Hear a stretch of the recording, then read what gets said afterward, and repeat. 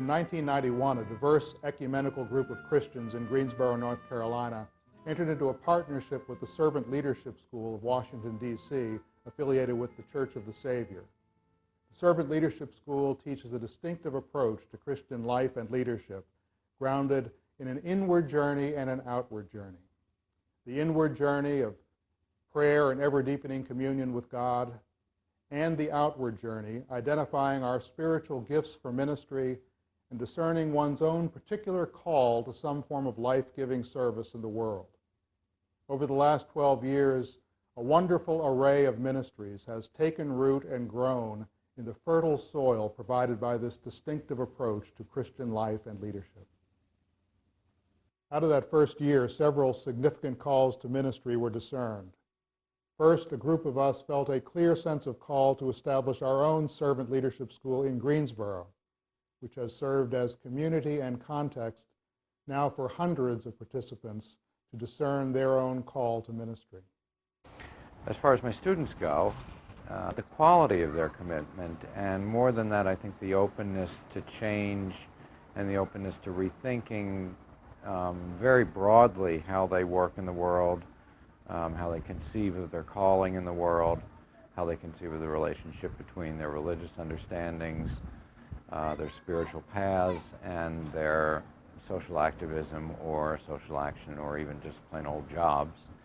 All of that I've seen just an exceptional kind of opening up as we've gone through these various courses. A second group that first year felt a call to establish a place, a center for advocacy for the poor and those in our community whose voices are typically not heard, a place where Martin Luther King's vision of the beloved community could be experienced and lived out. We were talking about where we felt we had a call to have a place in the community where everyone was welcome, every voice respected, and where you could stand with the people who ordinarily would be left out. Z lifted up the need for a place for people who are fragmented and conceive of themselves so different from other people to come and, in some sense, make community. I agreed with that. It was a part of the work that I did, but it was a new part. I had mainly engaged people in the process of seeking some particular change on the front of economic and social justice. We prayerfully sought such a place, and it was the birth of the beloved community. We spent some time looking for a name that appropriately combined a depth of spirituality and faith and love with a commitment for social engagement. We know we saw it in the person of Jesus. We thought that in our time, King was an apt representation of that. And he used the phrase beloved community, and so we borrowed it from him.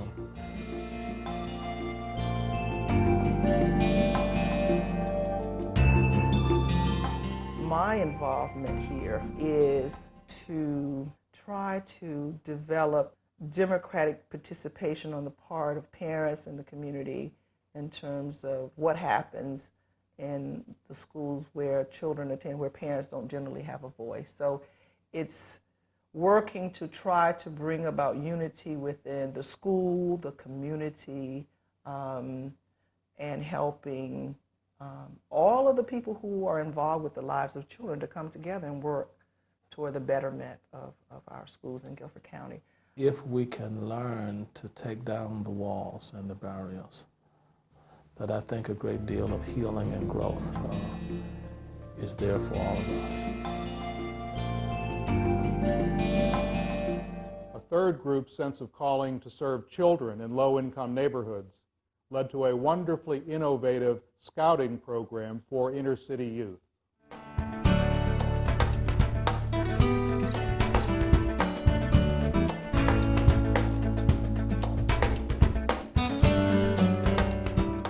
The whole process of scouting is like a rite of passage for a young man. It teaches him life learning skills. It teaches him how to respect others. It teaches him also that he must reverence God in a special way. And he must see differences as just that. It's not the things that separate people, but it's the thing that enhances what God has done in his creation, is to give us all of these different people and how to appreciate them. And scouting has just been the vehicle for me to find my calling. You know, I think sometimes people see their calling as almost like a one-man show, but, you know, God gave me the right kind of vehicle where things were in place. I would not have to form an organization around what my calling was going to be. Servant leadership served a great purpose and helped me to identify that, helped me to accept people different from myself. This may be the only outlet that allows the boys to be expressive in a spiritual way.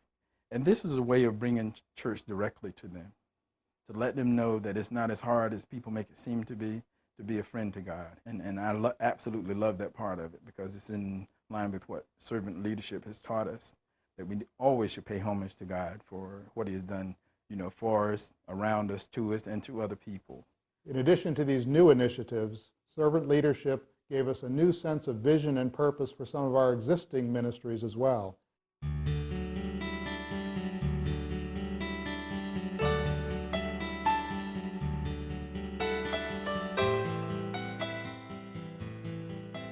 Glory Ridge church groups typically come and stay for a one-week period. We work with the local social service agencies up in Madison County, and that need typically is going to be anything from working on simply doing something like putting in steps to a porch to something that may take the entire summer. For example, 3 years ago, we identified a house that we considered almost a 911 house. This was a house that was falling down. There were rooms that had caved in. And what we were literally able to do, because we had groups there all summer, was almost rebuild the house from scratch. And what was really powerful about this is we took somebody who otherwise would have been, you know, out of a house within probably a 2 or 3 year, and actually keep them in housing. The premise of this is that all of the work is done by the teenagers. The real servant leadership moment for a lot of the adults who are working at Glory Ridge. You've got to be willing to step back from your normal leadership role, which is to kind of charge in and say, we're going to do this, we're going to take care of this, to instead, your day may be helping a teenager do roofing, and you're just simply handing him or her nails. We measure our success by the amount of work that we don't do each day as adults, as opposed to the amount of work we do each day.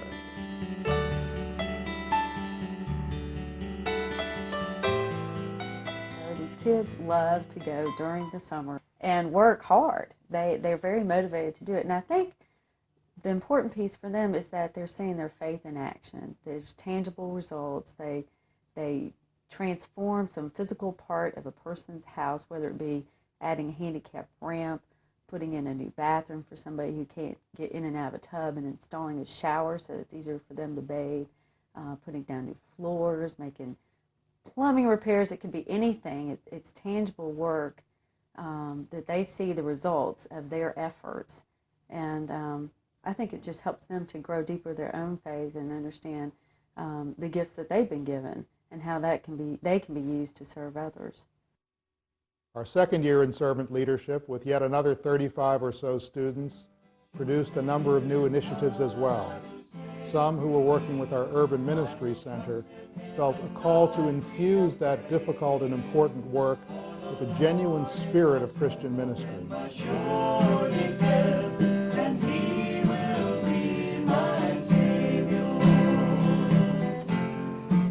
I guess the thing that really called me to this was a recognition that we could give out food and clothing and provide shelter from now until the kingdom comes. But if people don't have that spiritual glue, you know, to put their lives back together again, those things just don't work. And the Stephen Ministry program really does a great job of combining good theology and good psychology. And I think Stephen Ministry has a great saying, and that is that we are the caregivers and God is the cure giver. And it's really through our listening that we say to the folks that we're working with that you are worth listening to, you're worth caring about, because we're all God's children. And so some people call Stephen ministry a ministry of the laying on of ears, and that God works through our caring and our listening to work God's cure in all of us. There's so many reasons why people are in shelters, and sometimes what we feel about people that are poor are just stereotypes, and people really don't fit into those stereotypes. And I guess the thing that has brought me the most joy is we have connected enough in that short period of time that I can see God in them, and I really feel that they can see God in me. These guys had PhDs in life experiences that I hadn't had, and they had a lot to give to me and to teach me. And the urban ministry is a hand out in terms of emergency needs, but it's also a hand up in terms of trying to break the cycle of homelessness.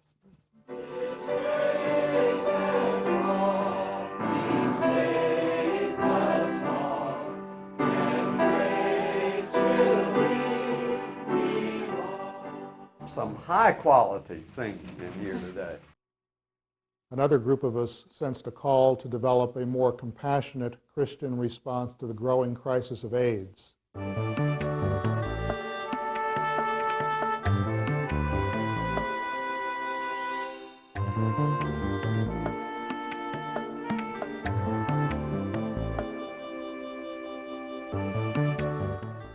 People come into this house and I think come in trying to serve other people, and this place really just points out that we're all broken. So I think at its core, this house is a group of people that get together and are able to finally admit to one another that we're all broken, that we all need one another.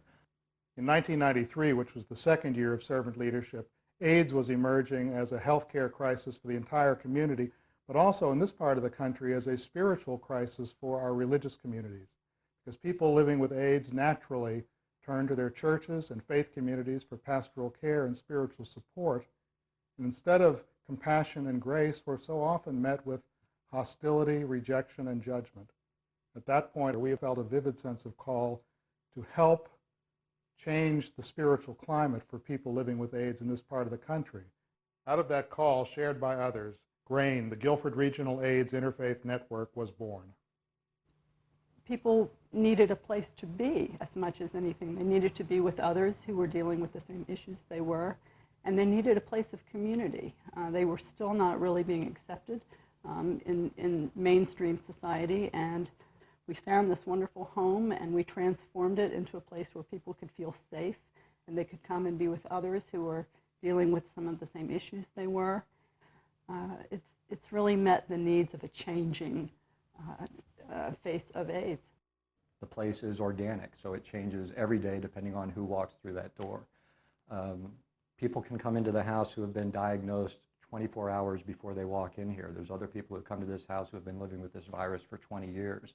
So as far as servant leadership is concerned, I really consider this place to be such a model of servant leadership, and because I think what we do here is insist upon honesty. And I think what people need first is to be face to face with somebody who also realizes their own brokenness.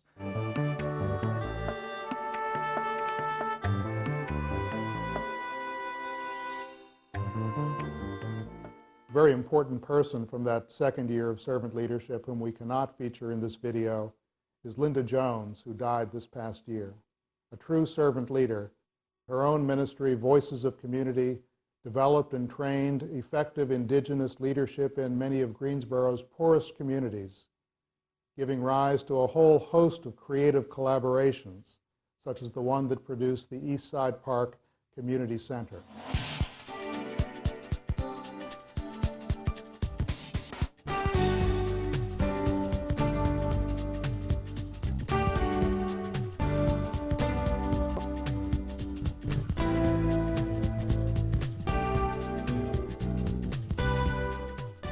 we began, Linda Jones and I talking about what our church and community could do together, out of those conversations, she said, why don't you just come and listen to what's important in our neighborhood? We spent months listening, and out of the listening, we heard one phrase: we're losing our children. The schools where they were located were scattered in many different places. They didn't have the same sources in their homes that other kids coming to their schools might have. The teacher demands upon the students couldn't always be met simply because of the resources. Linda Jones had a real sense of every person having a God-endowed gift. This neighborhood has had plenty of people coming in and telling them what the answer is and then trying to make it happen. She said, but few people have come in here and listened to them. I had this kind of dream of a community center. We all got together and decided, okay, we want to have an after-school program, we want to have Girl Scouts, we want to have Boy Scouts, we want to have senior program. I mean, everything that we wanted for this neighborhood. The center was something that was needed for a very long time, and now that we have it, we're seeing wonderful things happening here.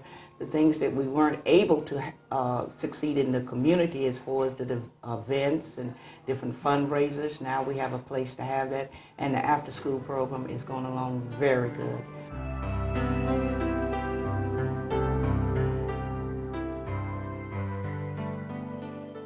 I think one of the most telling statements of all was when a woman said, guess what?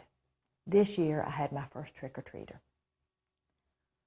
Finally, a neighborhood safe enough where their parents would let them have a party here at the center and then head out trick-or-treating together.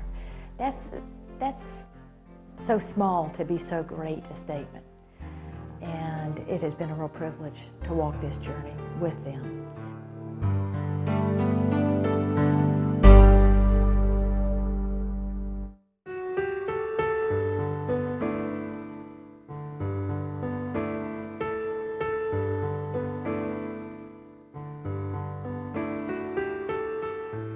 Mary's house kind of got started one evening before we began worship at New Creation.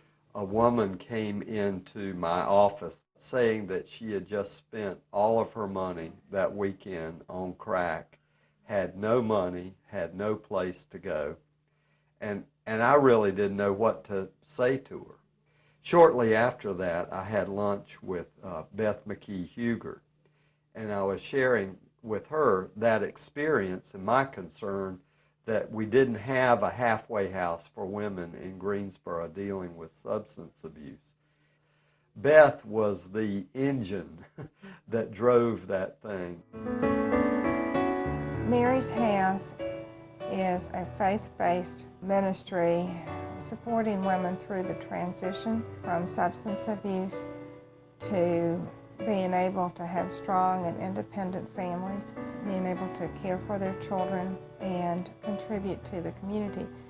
The women that we serve are homeless. And when we think through what has happened in a woman's life to become homeless, to have really burned all of the bridges so that nobody will let you stay with them anymore, that is a very low bottom to get to the place of being homeless. So the women who come to Mary's House need love and support, but also challenges, tough love, not enabling softness. Each evening they have scheduled treatment. They either go to an AA meeting or NA meeting. They had chaotic lives. So part of learning that structure and learning that internal structure is that they're responsible and accountable for the things that they do in the house, so they have the chores to do. When I came here, I was pregnant, and I was in need of help. And Mary's House has turned me in from more or less a little girl to a woman. It's been a hard road, though. I can't say it was easy.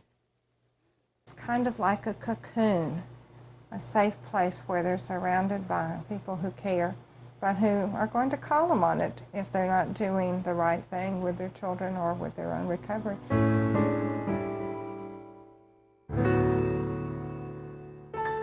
Servant leadership involves a synergy between the journey outward and the journey inward. Several have felt an explicit sense of call to provide guidance, support, and nurture on the inward part of that journey.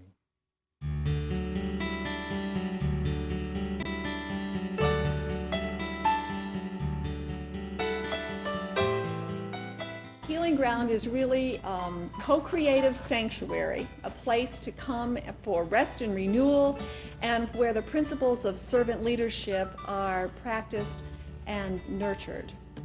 It's also a place to reconnect with nature and to connect with the sacredness of the land.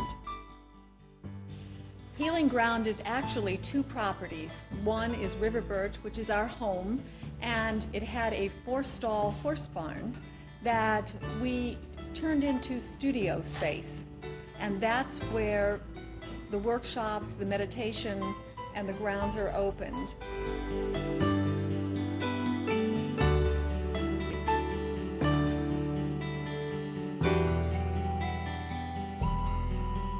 It started as a dream that we each had about a retreat ministry.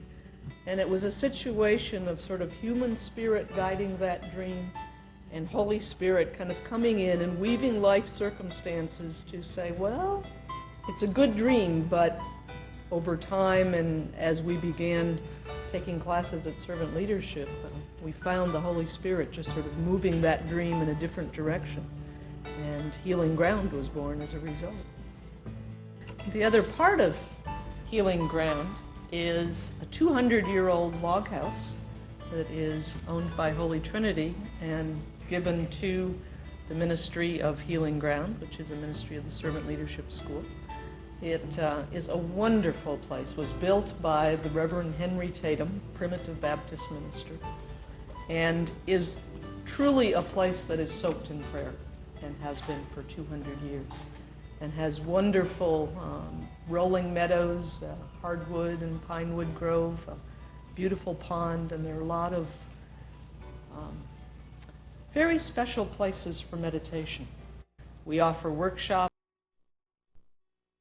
retreats. We're about to start some pilgrimages. Hope to see you out at Healing Ground.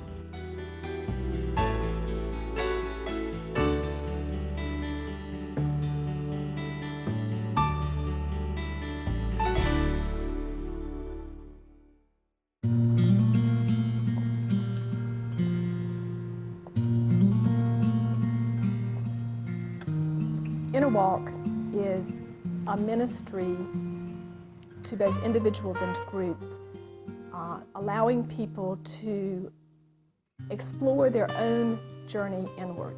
And what do I mean by that? I mean looking at your personality, your ego structures, your spiritual life with God, and how all of those things are woven together to make the person that you are. The ideal person who would seek out inner walk would be someone who wants to deepen their life with God and who wants a companion along the way to do that. One of the first things that I was introduced to through Holy Trinity was the Labyrinth, and I have always had a difficult time with sitting meditation, although I've gotten a little bit more engaged with that of recent, with sitting and breathing and being calm. But the walking labyrinth, the walking meditational tool, the Labyrinth, was just a wonderful experience, eye-opening experience for me, because it engaged my body as well as my spirit. And as I walked into the Labyrinth, and I mindfully put one foot in front of the other, and I thought on the journey in about what I was letting go of. It's a metaphor for our life's journey. Also, the finger labyrinth, I use that in my own meditation many times because, again, it helps me to center, to sit down, it's the same type thing. You just use your finger, close your eyes if you want to, I usually do, and run your finger along the labyrinth to get centered and to begin in meditation. The Enneagram has been a transformational tool, both for me personally and in relationships. It looks at a person's primary gift in the world, but it also looks at what we might call the shadow side, I like to think about it as if you know the truth will set you free. And if you find out what it is that is your primary way of being, how your ego structure has been formed and has presented itself in the world, then that can set you free. And so whether it's as a spiritual director or as an Enneagram teacher or as a labyrinth facilitator or doing these storytelling workshops with women, it comes down to being in a listening place and listening to other people's stories, and just by witnessing those stories, just by holding those stories, healing does happen. Of course, in servant leadership, that inward journey does not end with ourselves, but always moves outward, in various ways taking us beyond ourselves to become healers of our wounded world.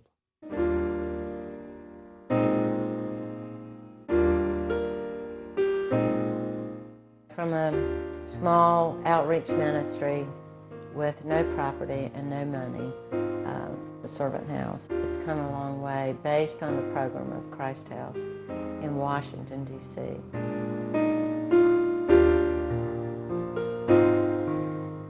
We began with a staff of 4.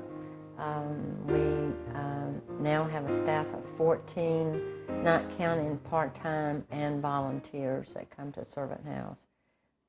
A lot of our men are permanently disabled. They may be on dialysis, they may have cancer, any number of illnesses that prevents them from working a full-time job.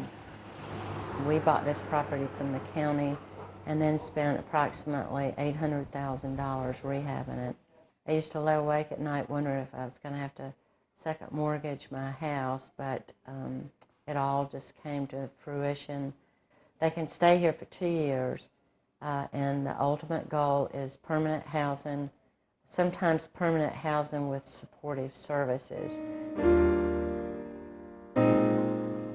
It gives me a sense of pride about myself. I'm a Vietnam vet, and I suffer from post-traumatic stress, and I have a problem as far as dealing with people themselves. You know, since I've been here, I understand I'm beginning to communicate with people. We are primarily intended for residents who need time to get back on their feet again and be able to support themselves in independent housing or support themselves later independent housing through employment. And there is no way to untangle their social stressors from their medical diagnoses, that if we're not able to address them both, then they're going to leave the program probably not equipped to what they need to have to maintain their independence and ability to be off the streets. We also operate the Grocery Assistance Program and Food Pantry, and now we're serving 1,200 families a month.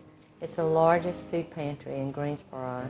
I was living in the woods in a shack I had built, and the police department brought Gail out to me to see if they could get me off the streets. Servant House gave me the opportunity to clean myself out of alcohol and drugs and get control of my schizophrenia and get on my medicine properly. And it gave me that opportunity to pretty much straighten myself out. Talking about disabled, homeless, people in hospitals and shelters that had nowhere to go.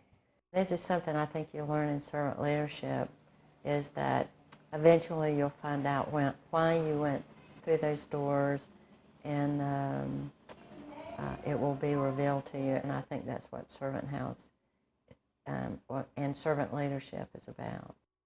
You just forget about yourself and concentrate on Him and worship Him. Just forget about ourselves.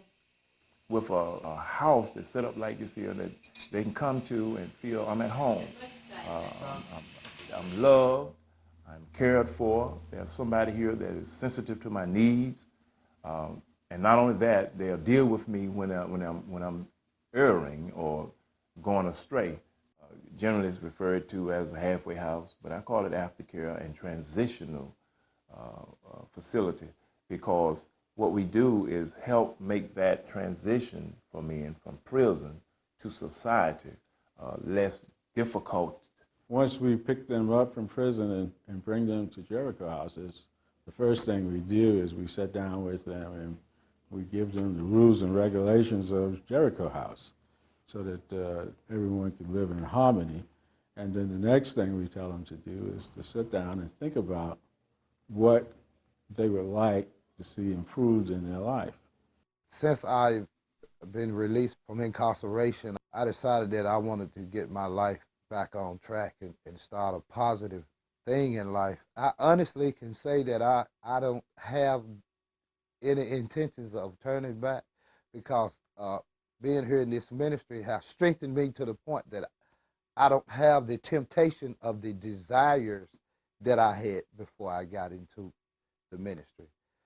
So, you know, it's been an ongoing strengthening in the spiritual realm. A negative to a positive, you know, from the old man to the new man. And after having been here for a while, they begin to see that there is a different life and a better lifestyle. They don't have to dig a tunnel. We're that tunnel for you. We're that light. We're that avenue for you to help you to go through this process. Lord, for you.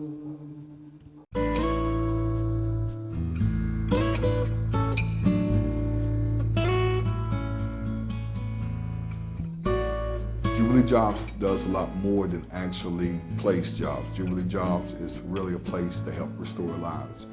The ideal person is somebody who come here not looking for just a handout, but looking for a place to work with, develop themselves. The majority of the people come through our doors who graduate the program, they are those people, you know, and they just, whatever challenges they may have, whether it was substance abuse in the past or a prison record or whatever, a person will not stop to listen to them, to interview them, because they see them as being on the wrong side too long. But everybody needs a second chance, and they need to be heard, because a person cannot show you they changed if you don't take the time to listen to them. We're going to talk to you a little bit about how to keep your personal finances straight, and we're going to talk to you a little bit about how to get along with other people once you get on the job, and what to dress like, and how to, you know, how to make sure that you stay there so that you earn a living that you can live on. I'm pretty much the person who you love some days and you hate some days, because I'm going to tell you things you may not want to hear. You know, when you call in, you should be able to tell me what you have, what you've been working on. Again, I want to stress, we do not guarantee your placement. We will guarantee you leads, but you got to take the knowledge from these workshops that you are going to attend, and you're also going to take the knowledge you already have, and you got to go on these jobs and sell yourself. I'm going to sell you to a point, but you have to actually go into the job and sell it. This one person in particular, his name is Michael Everhart. He really came with the program as a go-getter. And my first time meeting Mike was at 7:30 in the morning. He was due here to be at Jubilee Jobs at 8:45, and he was at 7:30 on our doorsteps waiting. Mike had a lot of challenges. He had a speech problem, and no one would really take the time to interview him because of his speech impediment. But we got him proper interviewing clothes. With his age, he was afraid to ask for help. I just got him in the door and he took over. I mean, Jubilee Jobs, we help people, and there's a ministry, but it's easier to help people who help themselves, who are trying to make a difference. Michael was doing everything he was supposed to be doing. People just wouldn't take the time to listen. Well, my sister,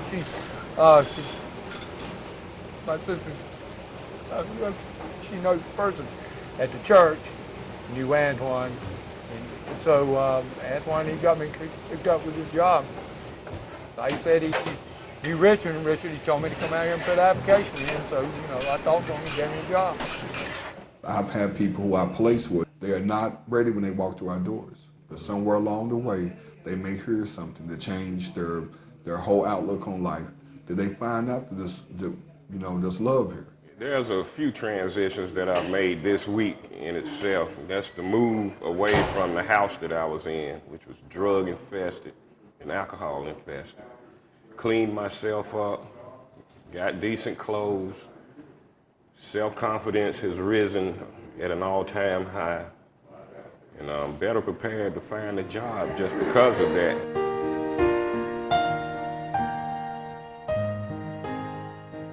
Jubilee Jobs does a lot more than actually place jobs. Jubilee Jobs is really a place to help restore lives.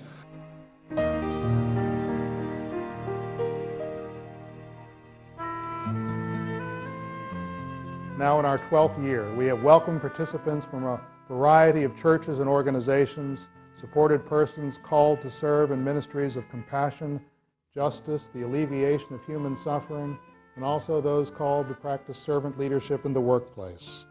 Our hope is to nurture a generation of Christian leadership, which will bring renewal to our churches, create life-giving alternatives in the workplace, call forth creative new ministries to serve our community, and help to shape our future in accordance with the dream of God.